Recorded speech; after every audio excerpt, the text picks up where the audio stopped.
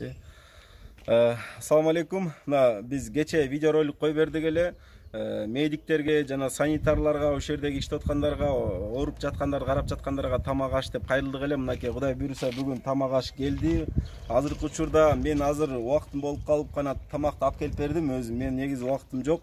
Анан мен волонтерлорду чакырат элем. Бизге бир 3 бала керек болуп атат. Машинасы менен 3 машина менен 3 бала керек болуп атат. Ушу тамак аштар бышканда тамак аштарды ташып берип, бияка алып келип берип туруш керек болот. Бу жерде биз инфекционныйга кирбейсиздер, сырттан эле врачтарга берип коюп эле кетип каласыздар. Ошондой волонтерлор керек болуп атат. Сиздерден сураныч, обязательно машинасы барлар, калоочулар чыгыңыздар, 3 балабы канча болсо деле келе бериңиздер.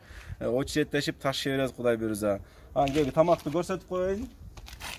Жирный тамактарына биз бу жерде көбүнчө диетический тамак тотуп эле, бизге врачтарга күчтүүрөөк тамак, иммунитетти көтөрө турган мына Кудай буйруса бизге эжекелерибиз мынакей манты жасашты, өзлөрүнүн үйүндөн вареньялары, сладкыйларды беришти, анан котлет жасап беришти, нан дегендей. Мына Кудай буйруса мен дагы чакырам врачтарды көңүлгө алайлы, ушулардын кичине болсо дагы мындай духун көтөрүп, мындай курсагын тоорук кармап, өзүбүздүн колдон келген жардамыбызды иншаллах берип турайлы.